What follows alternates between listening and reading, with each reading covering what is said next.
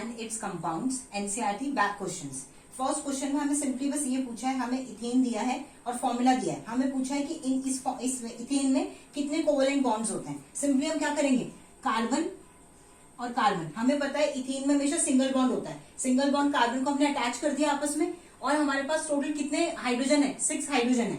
तो हम क्या करेंगे, 3 हाइड्रोजन इधर लगा देंगे, 3 हाइड्रोजन इस कार्बन के साथ लगा देंगे। तो यहाँ पे एक H हो गया, यहाँ पे H हो गया, यहाँ पे H H H H, ये हो गया हमारे पास स्ट्रक्चर इथेन का। अब हम गिन लेंगे कितने टोटल कोवेलेंट बॉन्ड है। तो 1 2 3 4 5 6 एंड 7, टोटल कितने कोवेलेंट बॉन्ड हो गए, 7 पे टिक कर देंगे। तो ये हो गया हमारा फर्स्ट क्वेश्चन।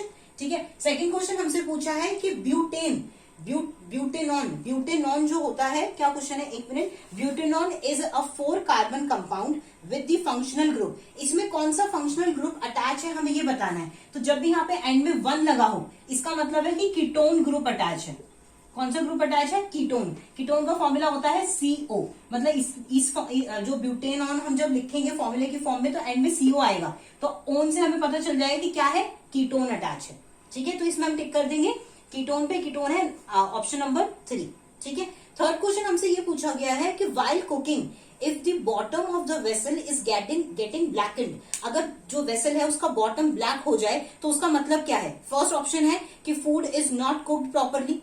अगर वेसल ब्लैक हो जाएगा तो इसका कोई रेलेवेंस नहीं है कि फूड प्रॉपरली कुक नहीं हुआ, तो ये ऑप्शन तो बिल्कुल यूजलेस है। The fuel is not burning completely, this is the option. जब भी फ्यूल कंप्लीटली बर्न नहीं होता, हमने 8th क्लास में भी पढ़ा था कि जब भी ऑक्सीजन जो है वो कंप्लीटली बर्न आउट नहीं होगी और कार्बन डाइऑक्साइड फॉर्म नहीं होगा, तो साथ में स्मोक फॉर्म होगी, और कार्बन डाइऑक्साइड फॉर्म नहीं होगा, कार्बन मोनोऑक्साइड फॉर्म होगी। ठीक है, तो ये हमेशा हमें याद रखना है। तो वो स्मोक ही है जो वेसल के ऊपर डिपॉजिट हो गई है। तो उसका मतलब क्या है कि जो फ्लेम है वो प्रॉपरली वर्क नहीं कर रहा है। फ्लेम को हमें प्रॉपर क्या करना पड़ेगा, क्लीन करना पड़ेगा। ठीक है, तो ये हो गया हमारा थर्ड क्वेश्चन। अब हम देखते हैं आगे फोर्थ क्वेश्चन। फोर्थ क्वेश्चन में हमसे ये बोला गया है कि explain the nature of the covalent bond by using the bond formation of CH3Cl। ठीक है, तो हमसे ये पूछा है कि CH3Cl ये हमें दिया है। ठीक है, हमें ये पूछा गया है कि इसको जो हमें बताना है कि कोवेलेंट बॉन्ड होते क्या है, बॉन्ड फॉर्मेशन होती क्या है बेसिकली। तो कोवेलेंट बॉन्ड क्या है, कोवेलेंट बॉन्ड जो है वो कार्बन कंपाउंड शो करते हैं। Carbon compound covalent bond show करते हैं क्योंकि उनके पास कैटिनेशन की पावर है। वो कैटिनेशन का मतलब होता है कि लॉन्ग चेन कंपाउंड्स बना सकते हैं। तो कार्बन का मॉलिक्यूलर, कार्बन का जो एटॉमिक वो है, वैलेंसी है, वो हमें पता है। कार्बन की वैलेंसी क्या होती है, 4। ठीक है, तो कार्बन की वैलेंसी 4 है। हाइड्रोजन की वैलेंसी कितनी होती है, हाइड्रोजन की वैलेंसी होती है 1। ठीक है, कार्बन की है 4, हाइड्रोजन की है 1, और क्लोरीन के पास होते हैं आउटर मोस्ट शेल में 7 इलेक्ट्रॉन। मतलब क्लोरीन को क्या चाहिए, क्लोरीन को 1 इलेक्ट्रॉन चाहिए ताकि वो कंप्लीट हो जाए, इक्विलिब्रियम पे आ जाए। उसके पास टोटल 7 है आउटर मोस्ट शेल में क्लोरीन के। ठीक है, तो अब हम देखते हैं कि हमने लिखा है यहाँ पे बीच में कार्बन। ठीक है, कार्बन के साथ हमने एक क्लोरीन को अटैच कर दिया। एक क्लोरीन को अटैच करने का मतलब है एक बॉन्ड कार्बन का और एक बॉन्ड क्लोरीन का। ठीक है, वो दोनों आपस में अटैच हो गए। उसके बाद क्या किया, हमने 3 हाइड्रोजन को यहाँ पे अटैच कर दिया। तो एक हाइड्रोजन के साथ कार्बन ने यहाँ पे बॉन्ड बना लिया, एक हाइड्रोजन ने यहाँ पे कार्बन के साथ बॉन्ड बना लिया, और एक हाइड्रोजन ने यहाँ पे कार्बन के साथ बॉन्ड बना लिया। तो देखो कार्बन की 4 हो गए, 1 2 3 4, और एक हाइड्रोजन को चाहिए था, हाइड्रोजन ने शेयर कर लिया, उसके पास एक था, एक उसने इसके साथ शेयर कर लिया, कार्बन ने अपना एक उसके साथ शेयर कर लिया। तो हाइड्रोजन के पास 2 हो गए, कार्बन को 4 चाहिए थे, कार्बन को 4 मिल गए। क्लोरीन के पास एक कम था, उसने शेयरिंग कर ली, तो उसके पास भी क्या हो गया, उसका ऑक्टेट भी कंप्लीट हो गया। तो इसी को हम कहते हैं बॉन्ड फॉर्मेशन या फिर कोवेलेंट बॉन्ड्स। ठीक है, तो अब हमें जो क्वेश्चन नंबर 5th है उसमें हमें ये बताना है, हमें इलेक्ट्रॉन डॉट स्ट्रक्चर बनाना है। सिंपली स्ट्रक्चर नहीं बनाना, इलेक्ट्रॉन डॉट स्ट्रक्चर बनाना है। तो सबसे पहला हमें जो दिया है इथेनोइक एसिड। इथेनोइक एसिड का फॉर्मूला होता है CH3COOH। ठीक है, तो सबसे पहले हम क्या करेंगे, जो मेन कार्बन है वो ये है बीच वाला, इसको हम बिल्कुल सेंटर में रखेंगे। ठीक है, उसके बाद क्या है, इधर पूरा CH3 एज इट इज लगा है, तो इस कार्बन को इस कार्बन के साथ अटैच कर देंगे with the help of dot, क्योंकि हमें क्या बनाना है, डॉट स्ट्रक्चर बनाना है। तो यहाँ पे ये कार्बन आ गया, इस कार्बन के साथ 3 हाइड्रोजन अटैच है, तो यहाँ पे हम 3 हाइड्रोजन लगा देंगे with the help of dot. तो ये लग गया एक हाइड्रोजन, ये लग गया सेकेंड, एंड ये लग गया थर्ड। हो गया कंप्लीट, ये वाला साइड कंप्लीट हो गया। अब इस कार्बन के बाद हमें क्या दिख रहा है, 2 ऑक्सीजन और 1 हाइड्रोजन।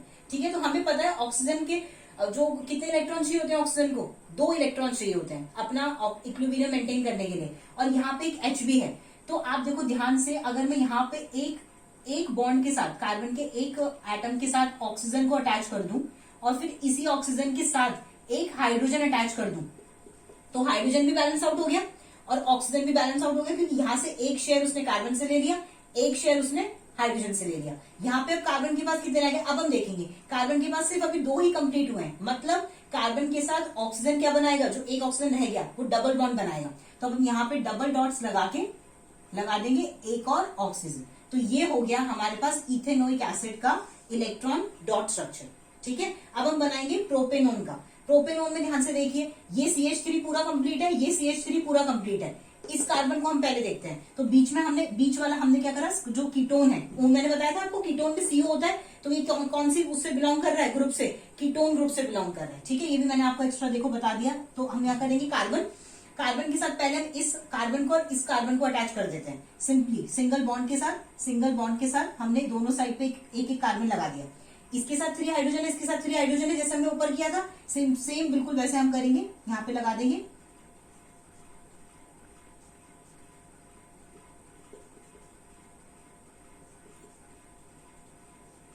अब क्या रह गया, अब सिर्फ हमारे पास रह गया एक ऑक्सीजन। ठीक है, और यहाँ पे 2 बॉन्ड तो कंप्लीट हो गए, मतलब ये ऑक्सीजन कार्बन के साथ बनाएगा डबल बॉन्ड। तो डबल ऊपर नीचे कहीं पे भी आप अटैच कर सकते हो। आपने क्या करा, 2 बॉन्ड डबल बॉन्ड बना के और यहाँ पे एक O अटैच कर दिया। तो ये हो गया प्रोपेनोन का इलेक्ट्रॉन डॉट स्ट्रक्चर। ठीक है, अब हम बनाएंगे हाइड्रोजन सल्फाइड का।